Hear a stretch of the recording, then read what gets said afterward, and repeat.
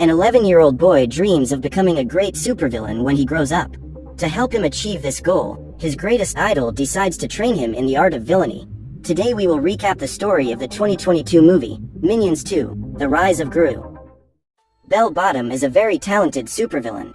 Despite being alone in this operation, she manages to throw off the agents of the anti-villain league easily and gets into her hiding place, which is in an establishment disguised as a record store.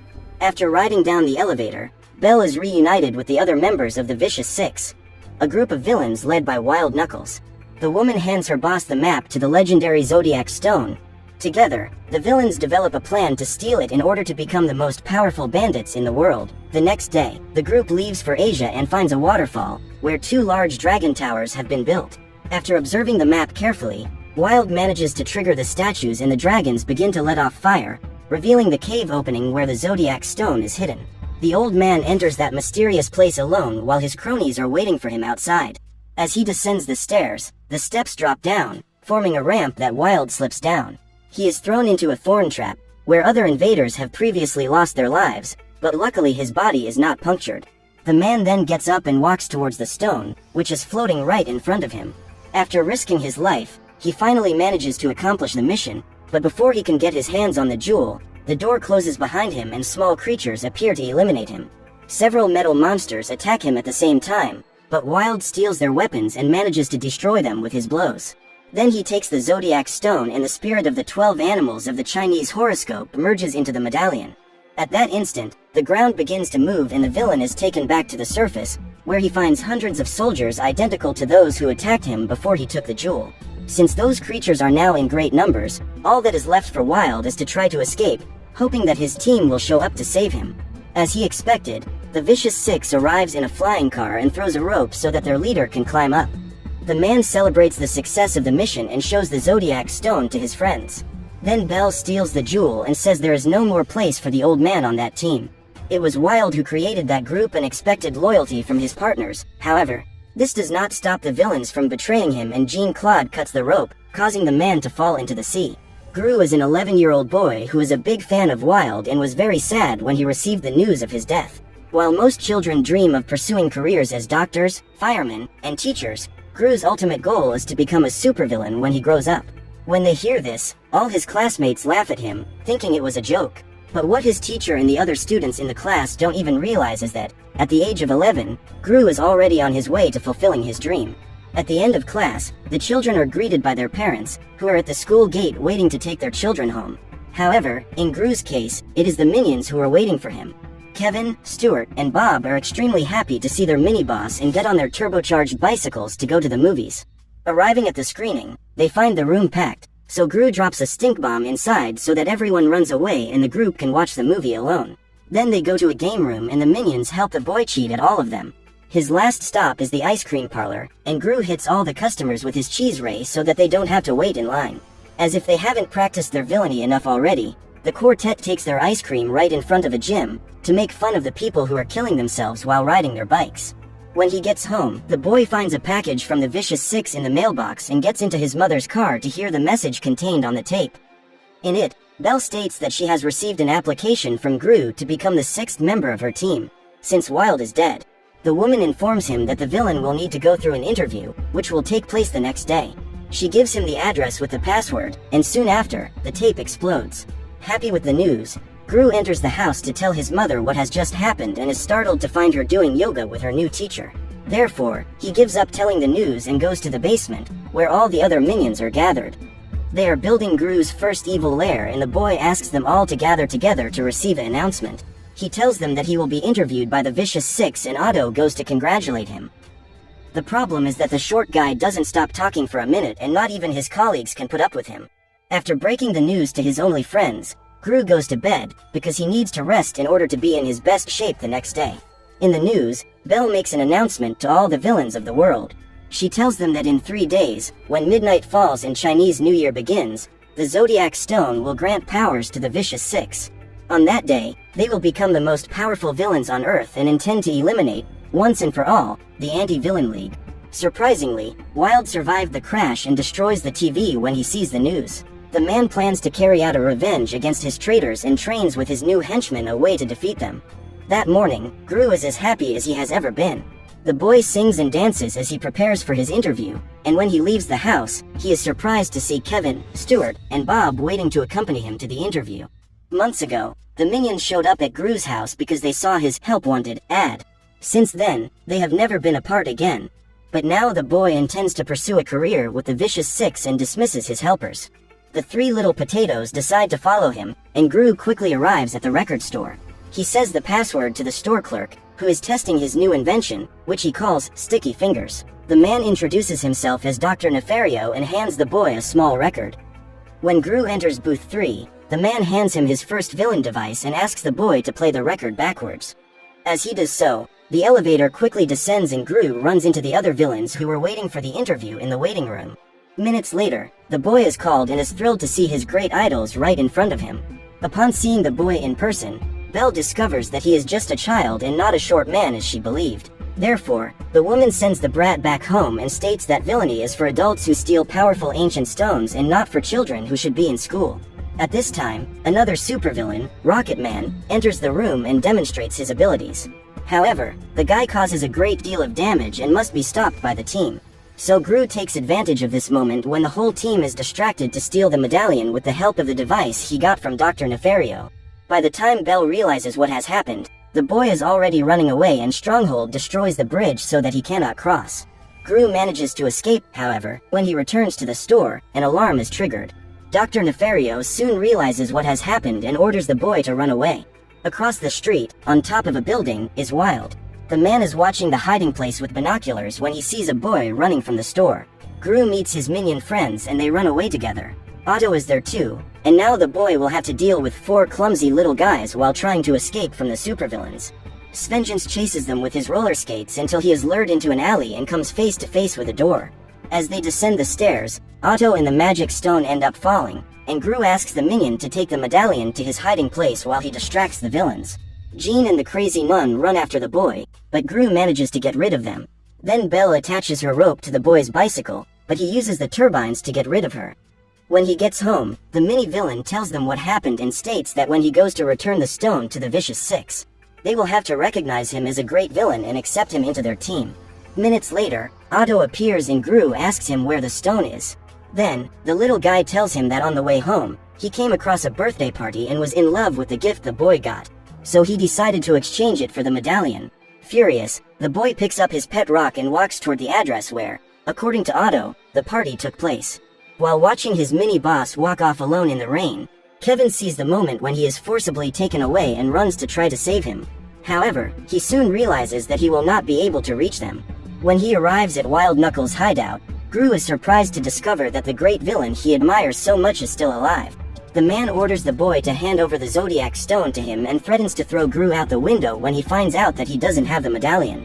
Wild forces the boy to call home for ransom and Kevin answers the phone. At this point, the old man says that if the minion doesn't get the stone to his home in San Francisco in the next 2 days, Gru will be eliminated. Upon hearing this, Kevin becomes desperate and asks Otto to show them where he left the stone. The little guy then leads his friends to the brat's house and the trio asks him to return the medallion. The boy reports that he gave the necklace to his uncle, who has just come out of the garage with his motorcycle. Otto stands outside the house and sees the man with the medallion around his neck. In order to retrieve the object, the creature uses a tricycle to follow him. The minions are desperate, because they don't know how to find the stone. When they leave the birthday boy's house, they come across a bus on the way to the airport and decide to hitch a ride there. Their hope is to catch a flight to San Francisco and rescue their boss, even without the Zodiac Stone. Since they can't afford the plane fare, they disguise themselves as pilot, co-pilot, and stewardess and take control of the aircraft. Kevin quickly reads the instruction manual and takes off. Just as they are about to crash into the control tower, the minion manages to take off and begins the journey. As Kevin approaches his final destination, he makes an emergency landing, causing despair among the passengers. Bob tries to calm them down and Stuart freaks out in the airplane bathroom. In the end, however, everything goes according to plan and they arrive in San Francisco. In his mansion, Wild uses Gru as a guinea pig for his latest bizarre invention, the disco from hell. If the minions don't show up in the next 48 hours, the boy will be cut in half. With the city map in hand, Kevin guides his friends directly to the address Wild informed them of during the call. Bob is exhausted and ends up rolling down a hill. He gets stuck on the side of a train and hitches a ride. When they find the villain's house, they spot the goons and come up with a plan to go unnoticed by them. The trio disguises themselves as garden decorations, but are soon unmasked. The goons run after them and chase them all over town, until they manage to surround them in front of Chow's acupuncture clinic. Seeing the little ones being beaten, the woman tells her client that she will be back in 5 minutes and leaves to teach those cowards a lesson. Chow is a master of kung fu and uses her amazing skills to get rid of those guys quickly and send them away. After getting a hard beating, they claim that if the minions show up at their hideout again, they will be destroyed. Desperate to save their mini-boss, they ask the woman to teach them kung fu. Although she had promised herself that she would never teach martial arts to anyone again, Chow decides to make an exception and agrees to become the master of those little creatures. Meanwhile, at Gru's mother's house, the minions try to sell some kitchen items to the guests. Suddenly, the ceiling is destroyed and the villains interrogate the little guys until they discover that Wild Knuckles is alive and Gru has been captured by him. Now that they know the truth, the quintet heads to San Francisco to retrieve the stone and finish the mission to eliminate their former leader. Chow takes Kevin, Stuart and Bob to her private training room and decides to teach them some basic skills, but after seeing Stuart getting beaten up by a dummy, she realizes that she will have to change her training strategy. The woman shows how to use the power of the mind to break wooden boards with her head and ends up collecting a new failure. Her last option is to teach them to practice the most basic kung fu moves. But Stuart is more interested in practicing his dance moves. The next morning, after being beaten badly by Chow, Wild's henchmen resign, and the villain is extremely sad to have been abandoned by his team once again. He feels lonely, so he decides to release Gru, under the pretext that he needs the boy to do some housework. After traveling for several kilometers on his tricycle, braving rain and burning sun, Otto is about to be devoured by vultures when he finally finds the medallion. The object is on the neck of the biker, who stopped to help him when he realized that the little guy was not well. When he sees Otto's joy at picking up that stone, the man decides to give it to him as a gift and offers him a ride to San Francisco. At Wild's mansion, Gru has to perform his first task, which is to clean the pool. What he doesn't expect is that there will be pet crocodiles in there. The boy is almost devoured and Wild steps up to teach him how to clean up. He takes the sieve from Gru's hands, but when he goes to clean the pool, one of the crocodiles grabs the instrument with its mouth and pulls the old man into the water. He was about to be devoured when Gru holds the net and tries to pull him back onto the grass. However, one of the animals bites the handle, breaking it in half. So the boy decides to jump into the pool and confront the crocodiles to save the old man. As he catches his breath, Wild is moved by the boy's attitude. He could have run away while the criminal was being devoured, but he decided to risk his life to save him. The man knows that not even the members of his former team would do this for him. So, as a thank you, he decides to help Gru realize his dream of becoming a great villain. In order to help the minions find their inner beast, Chow takes them into a forest. However, after being kicked badly, Stuart is thrown far away and destroys several trees on the way. The woman then decides to take them back to the training room and accidentally, after sneezing, Bob manages to break the board. The little guy is so hard-headed that no attack is capable of hurting him, not even a metal safe. Now Chow feels that they are ready to level up and teaches her most powerful attack, capable of knocking down the enemy without even touching him. After several hours of training, the woman states that the trio is ready and they leave celebrating. However, what Chow meant was that they were ready to earn their junior badges in Kung Fu and not to face a villain. Wild and Gru prepare to carry out their first crime together. They enter a bank and the old man asks permission to take his grandson to the bathroom. After Wild has his retina scanned, a secret passage opens and they enter the evil bank. The two go to the cash register to get some money, and the villain simulates a heart attack. At this point, Gru starts screaming and asks for someone to help his grandfather.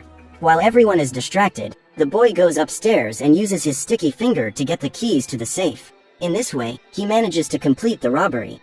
A nurse shows up and uses a defibrillator to try to revive Wild. Just as the man was about to die for real, Gru shows up and thanks the woman for saving him. Together, they walk back to the vehicle and the boy shows him that he has managed to steal the Mona Lisa painting. He is thrilled to realize that he has just performed a crime alongside his greatest idol and can't wait for the next one. That night, the minions return to Wild's house and take care when entering so as not to be seen by his henchmen. When they finally manage to break in, they realize that the place is empty. Soon after, the Vicious Five appears and destroys the house looking for the boy and the old man. Realizing that they are not there, the villains go out into the city to look for them, and the minions go after them. When Otto and the biker arrive in San Francisco, they say goodbye and the little guy gets stuck in the middle of the parade. The whole city is in celebration of the Chinese New Year. Upon arriving home, Wild can hardly believe his eyes. Everything the old man has built up over his entire life has been destroyed by the team he created himself. Gru tries to cheer him up, but the villain orders him to leave. At that moment, the boy has his dream destroyed and decides to go his own way. He gets in the cable car and makes his way to downtown, where he sees Otto having fun on top of the dragon. The little guy sees his mini-boss and they run to hug. At that moment, Gru discovers that Otto has found the stone and feels proud of him. The boy intends to take the medallion to Wild, but soon runs into the Vicious Five and tries to escape. Shortly after, he is captured by Belle, who manages to steal the Zodiac Stone from his hands. At this point, they are surprised by the arrival of the Anti-Villain League, but Belle still has a card up her sleeve. Just after midnight, the power of the medallion is released, transforming the villains into great beasts of the Chinese horoscope. The agents try to stop them, but soon realize that they have no chance of winning that battle.